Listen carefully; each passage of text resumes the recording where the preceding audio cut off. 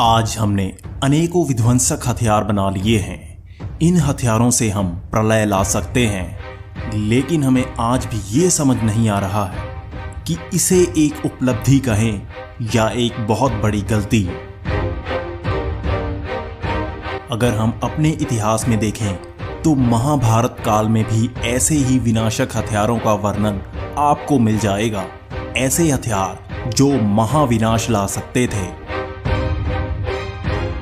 आपने महाभारत टीवी पर ही देखी होगी, जहां पर इनका नाट्य रूपांतरण किया जाता है।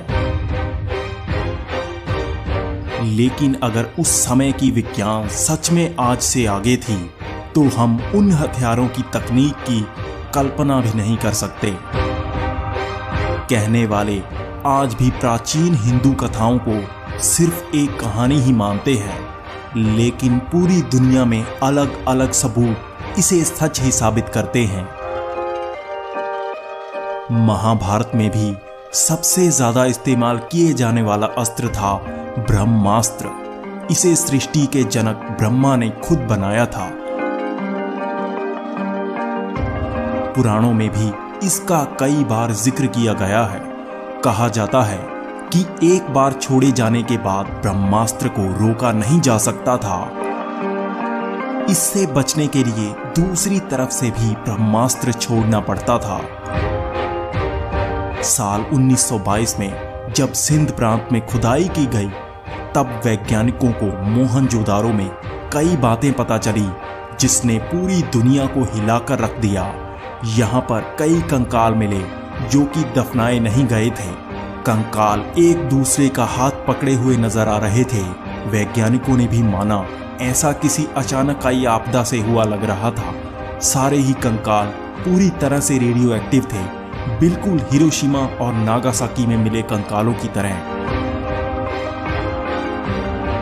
यहाँ कई कांच के टुकड़े भी मिले जो उच्च तापमान पर रेत के पिघलने से बने थे। ऐसे ही कांच के टुकड़े किसी न्यूक्लियर विस्फोट वाली जगह में भी मिलते हैं।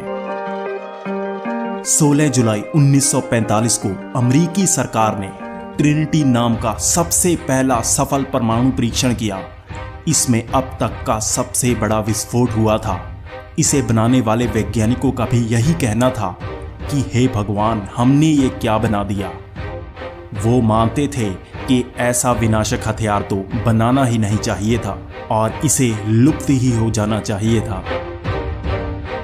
जबकि मोहनजोदारो में भी कुछ ऐसे ही प्रमाण मिले, लेकिन ये तो 4000 साल से भी पुराने थे।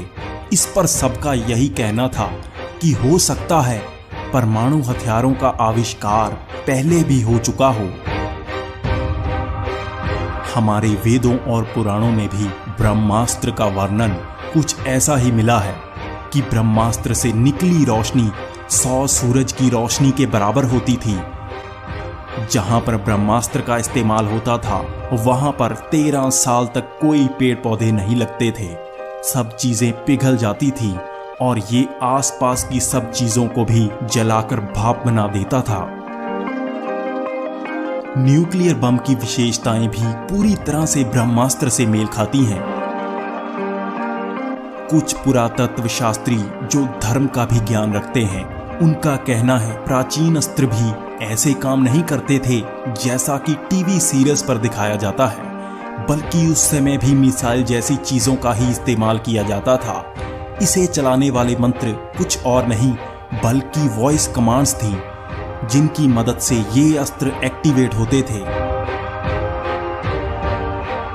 न्यूक्लियर बम बनाकर भी वैज्ञानिकों का यही कहना था कि काश वो इसे ना बनाते, और हो सकता है प्राचीन अस्त्रों का ज्ञान गायब होना भी कुछ ऐसा ही हो। चाहे ब्रह्मास्त्र हो या न्यूक्लियर हथियार, दोनों का ही ज्ञान विनाश लाता है, और ऐसी ही स्थिति आज की भी है।